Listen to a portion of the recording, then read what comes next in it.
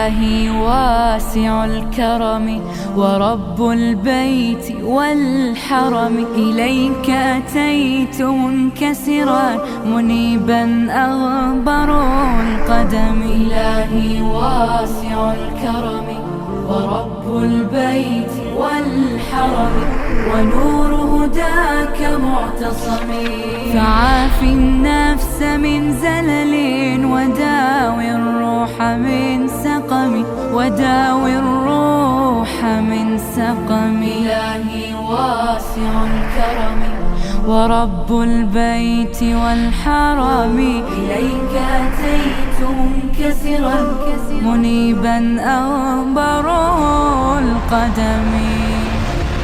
إلهي واسع الكرم ورب البيت والحرم، إليك أتيت. بسم الله الرحمن الرحيم. اللهم صل على محمد وعلى آل محمد كما صليت على إبراهيم وعلى آل إبراهيم إنك حميد مجيد، وبارك على محمد وعلى آل محمد كما باركت على إبراهيم وعلى آل إبراهيم إنك حميد مجيد. عرض سلام دارم و ادب و احترام خدمت همه شما خوبان عزیزان، دوستداران الله متعال، دوستداران بیت الله مسجد الحرام مکه مکرمه حرمین شریفین. از الله متعال خواهانیم همه عزیزانی که دلشون میتپه برای حرمین شریفین زیارت حرمین رو بارها و بارها نصیبشون بگردونه، نصیب همه ما و شما و امت اسلامی. در ادامه بررسی آیات حج در سوره مبارکه حج به آیات 25 26 و 27 از سوره مبارکه حج به همراه شما عزیزان اشاره کردیم و به صورت گذرا آنچه که الله متعال در این آیات از ابتدای سوره گفته بود رو با هم مروری داشتیم و در برنامه‌های گذشته روی این آیات بیشتر صحبت کردیم، چون مستقیما مرتبط است با خود موضوع حج. در آیه 27 الله متعال خطاب به ابراهیم علیه السلام فرمود که شما و اذن فی الناس بالحج، در بین مردم برای حج ندا برآور، اطلاع بده اونها رو، طلب کن، خبرشون کن. یأتوک رجالا، تو خبر بده، اونا میان، اونا قلبشون اینجا بسته است، من این محبت رو در دل اونها میگذارم، این محبت در دلشون هست. یأتوک رجالا، پای پیاده میان، با پاهای پیاده میان. دل قبل از اینکه پا را بیفته راه افتاده، پا هم به تبع دل اختیارش به دست دل و راه میفته و میاد. یأتوک رجالا و علی کل ضامر یأتین من کل فج عمیق، و همچنین سوار بر سواری هایی که لاغر شدن از طول سفر از راه های دور و دراز و فراخ حرکت میکنن، رو میکنن، میان به سمت مکه مکرمه. میان اینجا برای چی میان؟ چرا میان؟ در آیه 28 الله متعال اشاره میفرماید به این موضوع: لیشهدوا منافع لهم، تا شاهد منافع خودشون باشن، تا منفعت ها بهشون برسه، تا نفع ببرن، منافع زیادی دارن در مسیر حج. اگر در این بخش آیه یک مقداری بخوایم دقت بکنیم، منفعت هایی که در حج هست برای انسان ها و مسلمانان و کسانی که علی خصوص به حج میرن، از همون اول وقتی که حاجی اراده میکنه بره حج چیکار میکنه؟ کسی که میخواد بره حج، اون احساس، اون حال و هواش از همون موقع دگرگونه. سعی میکنه که مال حلال به دست بیاره، سعی میکنه سفرش کاملا با پول حلال باشه، حواسش هست در زندگیش، در تجارتش، در معاملش، این همش منفعت. سعی میکنه که اون لحظه هایی که دیگه آماده میشه برای سفر حج و بهش میگن آقا امسال شما میری سفر حج، دل تو دلش نیست، میره این طرف، میره اون طرف، میره پیش این، فکر میکنه ها فلانی دست من دلخور بود، ناراحت بود، دلشو به دست بیارم، حلالیت بگیرم ازش. با فلانی چند وقت قطع رابطه کرده، میره آشتی میکنه. فلانی رو ناراحت کرده، میره معذرت خواهی میکنه. فلانی رو قرضشو نداده، میره قرضشو میده. فلانی رو اینطور شده بود رابطهشون، میره رابطهش رو اصلاح میکنه، دور بری ها رو حلالیت میگیره، میره حساب کتاباش رو درست میکنه، شاید برنگرده از این سفر، میاد و وصیت نامه‌ای برای خودش مینویسه، آمادگی کامل میگیره، قراره که کفن بپوشه، قراره که احرام بپوشه. قبل از این که بره باید چیز یاد بگیره، میره درس میشینه، میره کلاس میگیره، میره تو دوره‌های آموزشی میره قرآن میخونه، میره قرآن خوندن رو بیشتر دقت میکنه، میره آیات حج رو بررسی میکنه، میره درس علما رو میشنوه، میره کلاس درس میره، کلاس آموزش حج رو میره، از تاریخ حج خبر میشه، از اعتقادش خبر میشه، از باورش خبر میشه، از مکه بیشتر میفهمه، مکه رو میشناسه بیشتر. قبل از این که حرکت بکنه اینا هیچ کدوم هنوز شروع نشده، علمش بیشتر میشه، اخلاصش بیشتر میشه، تقواش بیشتر میشه، پایبندیش بیشتر میشه، رابطهش با اطرافیان بهتر میشه، رابطهش با دوروریاش بهتر میشه، تجارتش سالمتر میشه. همه اینا تازه قبل از حج، یعنی شروع نکرده حجشو، تازه میخواد بره حج. الان وقتی که احرام میپوشه، اون انسانی که تا دیروز دل بسته بود به خانه و خانواده، الان مگه میتونه به این راحتی ها دل بکنه؟ دل بسته شده بود به خانه و خانواده. این انسان اگه فردا جهاد میشد، اگر فردا میخواست بره بیرون، اگر فردا میخواست تمرینی باشه، چطور میخواست بره؟ تمرین میکنه. الان توی مدرسه ثبت نام کرده، حرکت میکنه، میره به مسجد الحرام. وقتی که وارد حرم میشه، وقتی که وارد مکه مکرمه میشه، مکه مکرمه رو میبینه، خود دیدن این تاثیرش رو میگذاره.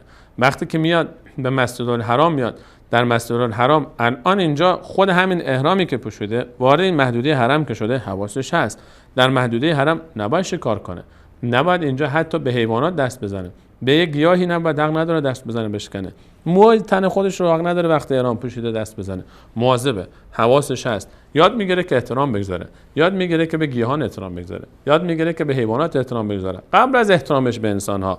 فلا رفث ولا فسوق ولا جدال فی الحج، در حج رفث نیست، حتی از همسرش اگه همراهش هست مقداری دوری میکنه، تمرین میکنه، خویشتن‌داری نشون میده، اونجا فسوق نیست، گناه نمیکنه، حواسش هست، چشمشو کنترل میکنه، گوشیشو مواظبه، زبونشو نگه میداره، حواسش هست، حرکاتشو کنترل میکنه. ولا جدال فی الحج، جدال نمیکنه، بحث نمیکنه، صبر میکنه، استقامت میکنه، غذا کمه، هوا گرمه، راه طولانیه، مشقت هست، سختی ها هست، جا برای خواب نیست، همه رو تحمل میکنه، شخصیتشو پرورش میده، شخصیتشو بزرگ میکنه، شخصیتی که این رشد میکنه شخصیتش. همه اینها منافع حجه. وارد مسجد الحرام میشه، یاد میگیره که چطور احترام بگذاره. یک سنگ، حتی به یک سنگ میره میبوسه، این سنگ رو میبوسه، حجر الاسود، سنگ دیگه اینجا هست، میره بعد همین سنگی که اینجا میبوسه، این سنگ رو میبوسه، دور اون سنگ های صفا و مروه طواف میکنه، باز میره به جمرات، سنگ برمیداره به سنگ دیگه میزنه، این سنگو بوسید، اون سنگو برداشت به کله اون یکی سنگ زد. دستور یاد میگیره که حج یعنی اطاعت، یعنی فرمان برداری، یعنی هر جایی که الله تعالی گفت باید بگه چشم. در حج وقتی مسجد الحرام وارد شد، هر نماز 100,000 نماز، 1 دینار 100,000 دینار، 1 ریال خرج کردی 100,000 ریال خرج کردی. هر عبادت به 100,000 برابر ارزش پیدا میکنه. این اگه منفعت نیست چی میتونه منفعت باشه؟ عبادتاش بیشتر میشه، شخصیتش رشد میکنه، رفتارش تعامل پیدا میکنه، تکامل پیدا میکنه، خودگذشتگی یاد میگیره، صبر استقامت یاد میگیره، آماده میشه برای قیامت. کفن پوشیده، هر روز کفنش تنشه، هر روز وقتی این لباس رو برمیداره نگاه میکنه، بیاد این میفته که آقا تو همین آدمی، تو همین انسانی، تو بدون اون درجه و پست و مقامت، تو بدون اون کت و شلوارت، تو بدون اون عمامه و قبای خودت، تو بدون اون آرمه ها و مدال هایی که به سینه و سر و صورت زده بود، تو بدون اون شخصیتی، تو همینی، تو واقعیتت اینه، تو همینی. الان ببین وقتی که در مطاف میچرخی، وقتی که در بین حجاج میچرخی، نگاه کن انسان‌های دیگه هم هستن، تنها تو نیستی که از دماغ فیل افتادی. نگاه کن فرهنگ‌های دیگر رو نگاه کن، شخصیت‌های دیگر رو نگاه کن. تو این جمعیت تو رو کسی نمیشناسه. اگه تو در منطقه خودت برای خودت پادشاه بودی، اگر امیر بودی، اگر سفیر بودی، اگر بزرگی بودی، اینجا نگاه کن، هیچ که تو رو نمیشناسه. تو همینی، تو واقعیتت اینه، شخصیتت اینه. 100 تا اسکورت و بادیگارد داشتی؟ نه، تو تنها میری تو قبر با همین لباس، 2 تا پارچه میپیچن دورت میبرن تو قبر. این یاد میگیره، پست و مقام اون رو فریب نمیده، خودشو پیدا میکنه، خودشو میدونه، میشناسه کیه، تواضع یاد میگیره، روی خاک میخوابه، لباسش خاکی میشه، آب مناسب نداره، صبر استقامت یاد میگیره، با فرهنگ‌های مختلف آشنا میشه. شاید برای اولین بار چهره‌های دیگه رو میبینه، رنگ‌های دیگه رو هم میبینه. رنگ‌های دیگه هست، سفید هست، سیاه هست، سرخ هست، زبون‌های مختلف هست. یاد میگیره که یک روزی در محشر همینجوری در کنار افرادی قرار میگیره اصلا زبونش هم نمیفهمه، تنوع شخصیت‌ها رو میبینه، اقوام رو میبینه، انما المؤمنون اخبار رو درک میکنه، عظمت اسلام رو میبینه که چطور جمع کرده در یک آن واحد، در یک دشت مثل عرفات چند میلیون نفر رو از زبانهای مختلف، از فرهنگهای مختلف، از کشورهای مختلف، از رنگهای مختلف، سنهای مختلف، شخصیتهای مختلف، فقیر و ثروتمند، پیر و جوان، مرد و زن، با سواد و بی سواد، همه کنار هم جمع شدن. عظمت یاد میگیره، با تاریخ آشنا میشه، میدونه که تنها خودش نیست، میدونه که این خودش یک بخشی از یک تاریخ عظیمه، یک مسیر متصله، این یک مهره از یک سلسله است که پشت سر هم داره پیش میره، وصل میشه به تاریخ اسلام، وصل میشه به تاریخ بشریت، وصل میشه به تاریخ توحید، وصل میشه به اولین خونه‌ای که برای عبادت انسان‌ها آفریده شده. در قدم به قدم حج یاد میگیره. لیشهدوا منافع لهم، دو کلمه است، آخریش هم اضافه کنیم سه کلمه، لیشهدوا منافع لهم. برای حج میان مردم حج تا منفعت ببینن، تا منفعت‌های خودشون رو ببینن. چقدر فایده ها میبینه شخص وقتی که موهای سر خودش رو میتراشه، وقتی که سر خودش رو کچل میکنه، وقتی که احرام میپوشه، وقتی که در جمرات سنگ میندازه، وقتی که با ابراهیم علیه السلام و اسماعیل آشنا میشه، وقتی که با هاجر آشنا میشه، وقتی که مقام ابراهیم رو میبینه، وقتی که تاریخ رو میبینه، وقتی که میره قربانی میکنه، وقتی که در منی شب میخوابه، وقتی که روزهای دیگه در مکه میمونه، وقتی که به مدینه منوره میره و سفر میکنه، مدینه منوره با تاریخ اسلام آشنا میشه. لیشهدوا منافع لهم. اگر بخوام همین قسمت رو بخوایم توضیح بدیم چند ساعت، ما چندین ساعت فقط روی همین قسمت بس صحبت کنیم. لیشهدوا منافع لهم، اینها میان حج تا منفعت هایی رو که الله تعالی برای اونها در حج گذاشته مشاهده بکنن. در حج با دردهای امت آشنا میشه. الان این رسانه ها هست، الان این تلویزیون ها هست، الان این وسایل هست، قبلا کجا بود این چیزا؟ در حج می اومدن از حال امت خبر می شدن، از مشکلات هم خبر می شدن. الان هم کنگره عظیم حج بهترین مکان برای آشنا شدن، برای جمع شدن، برای مذاکره کردن، برای صحبت کردن، برای درد دل کردن، برای حل مشکلات امت اسلامی است. همه با هم جمع میشن. لیشهدوا منافع لهم. و دشمن وقتی که این صحنه ها رو میبینه از شدت خشم نمیدونه چیکار بکنه. این منفعته. همین که دشمن نمیتونه تحمل بکنه، همین که دشمن به خشم میاد، این خودش نشان عظمت اسلامه. افتخار میکنه انسان به اسلامش وقتی که در مراسم حج شرکت میکنه، اسلامش رو میفهمه، اسلام شناسنامه‌ای رو میذاره کنار. یک اسلام الان عملی داره، یک اسلام تئوری داره، یک اسلامی با فهم و درایت و تاریخ داره. لیشهدوا منافع لهم و یذکروا اسم الله فی ایام معلومات على ما رزقهم من بهیمة الانعام. منفعت‌های خودشون رو ببینن، شکرگزاری کنن، الله تعالی رو، نام الله تعالی رو ذکر بکنن در روزهایی که معلومه. روزهایی که معلومه، روز عید، اول عید، دوم عید، سوم عید، ایام تشریق، و گفته شده روز عرفات، و گفته شده دهه ذوالحجه کامل. در این روزهای مبارک 10 روز ذوالحجه که رسول صلی الله علیه و سلم فرمود در این عبادت از اول ذوالحجه تا روز عید هیچ روزی نیست در طول سال که عبادت در اون بهتر از عبادت در این 10 روز باشه. فرمودن صحابه که یا رسول الله حتی کسی که به جهاد میره، فرمودن حتی کسی که به جهاد میره مگر اون کسی که میره و شهید میشه دیگه بر نمیگرده، نه جانش نه مالش، اون بحث جداست. اما عبادت در این 10 روز که ایام حج برگزار میشه، شرف زمان، شرف مکان رو با هم جمع میکنه حاجی. بهترین مکان و بهترین زمان در طول سال، بهترین روزهای سال علل اطلاق بدون شک، و بهترین مکان روی زمین، مقدسترین مکان روی زمین با هم جمع میشه. اینا منفعت نیست؟ اینا چیه؟ لیشهدوا منافع لهم. منفعت اینه که بهترین زمان و بهترین مکان با هم جمع میشه و حاجی از بهترین زمان و مکان استفاده میکنه تا بهترین عبادت ها رو انجام بده. شکرانه این اینه که در اون روزها ذکر الله تعالی رو میکنه. و یذکر اسم الله فی ایام معلومات علی ما رزقهم من بهیمة الانعام. در روز عید، دوم عید، سوم عید قربانی میکنه از اون چیزی که الله تعالی رزق قرار داده برای اونها از حیوانات اهلی، چهارپایان، شتر، گاو، گوسفند، بز قربانی میکنه به شکرانه نعمتی که الله تعالی داده بود و منفعت‌هایی که الله تعالی به اونها داده. فکلوا منها، پس بخورید از اون قربانی خودتون هم. و اطعموا البائس الفقیر، غذا بدید به کسی که سخت نیازمنده و فقیری که دست دراز نمی کنه، اما از سیمای او شما میفهمید که نیازمنده. فقیر کسی است که دست دراز نمی کنه، فقیر حقیقی. للفقراء الذين احصروا في سبيل الله لا يستطيعون ضربا في الارض. کسانی که در راه الله تعالی علی الخصوص مشغولن و فرصت نمی کنن تجارت بکنن.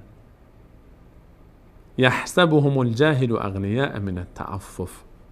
انسان ناآگاه فکر میکنه که این انسان ثروتمنده به خاطر اینکه خویشتنداری میکنه و دست دراز نمیکنه. تعریفهم بسیماهم، از سیمای اونها میشناسه اینها رو. غذا بدید، قربانیتون رو کشتید، نوش جانتون، بخورید ازش، اما فراموش نکنید که دوربری ها رو هم شریک کنید. اولویت با کسانی که نیازمندن، اولویت با اون کسانیه که شاید شما اصلا فکر نکنید که فقیرن. این وظیفه شماست. اینها رو باید برید بررسی بکنید، خبر بگیرید، از این بعد از اون خبر بگیرید کی نیازمنده، کی مستحقه، کی وضعیت امرار معاشش خوب نیست، تقسیم کنید. چه کسانی که در حجن، چه قربانی کسانی که در غیر حج. ثم لیقضوا تفثهم.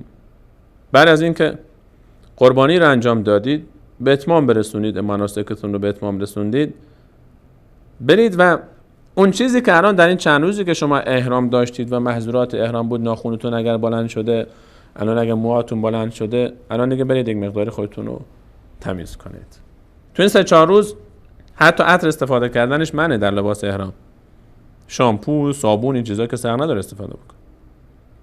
تا این انسان به خودش بیاد. تا این انسان یه دوره آموزشیه دیگه. قواعد و ضوابط خاص خودش داره. بعد از این الان دیگه خوب تمرین کرد، خوب این درس ها رو پخته کرد، الان دیگه این مقداری به سر خودتون برسید، دوره تموم میشه. این دوره آموزشی چند روزه که درس های فراوانی درش بود و خستگی ها تموم میشه. ثم لیقضوا تفثهم.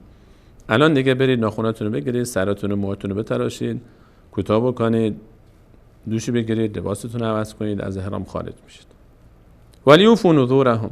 اگر نذری داشتید، اگر کوتاهی در مناسک حج داشتید، برگردن شما چیزی واجب شده، اونها رو انجام بدید. ولیطوفوا بالبیت العتیق. برید طواف کنید. الان دوباره برید کنار بیت عتیق. عتیق به معنای قدیمی هم میاد، قدیم میاد. ما در فارسی هم استفاده میکنیم، میگیم که فلان چیز عتیقه است، یعنی خیلی قدیمیه. عتیق معنای قدیمی میاد. عتیق به معنای با ارزش میاد. عتیق به معنای درخشان و زیبا میاد. میگن صورت عتیقی داره. عتیق به معنای آزاد شده هم میاد، از عتق. آزاد شده و رها شده از زور کسی، از دست کسی. هیچ ظالمی بر او مسلط نیست. اینجا الله متعال خانه کعبه رو عتیق نامید و هر 4 این معانی میتونه باشه. خانه قدیمی چون اولین خانه است که برای عبادت انسان ها ساخته شده. اول بیت وضع للناس. خانه با ارزشی است. بیت الله الحرام، مقدس ترین مکان روی زمین. خانه زیبایی است. زیبایی کعبه رو فقط باید تجربه کرد. چشم نمیتونه، یک چشم سیر هیچ وقت انسان نمیتونه به کعبه نگاه کنه. عتیق آزاد شده است، به معنای خانه الله تعالی آزاد شده است از ظلم جائرین و ستمگاران که هیچ وقت نمیتونن در این مکان اونجوری که دوست دارن بمونن و ظلم و ستمشون رو ادامه بدن. در پایین الله تعالی میفرماید وقتی که مناسکتون تموم شد، به خودتون رسیدید، برید.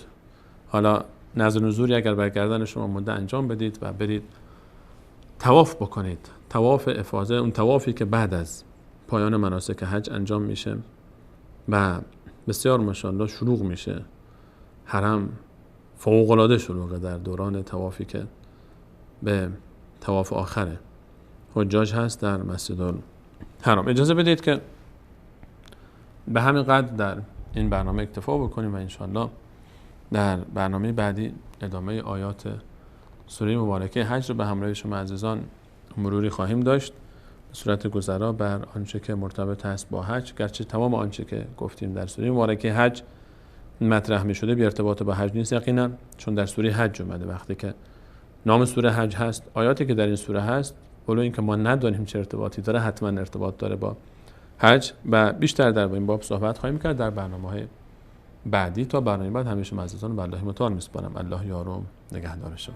إلهي واسع الكرم ورب البيت والحرم إليك أتيت منكسرا منيبا أنبر القدم إلهي واسع الكرم ورب البيت والحرم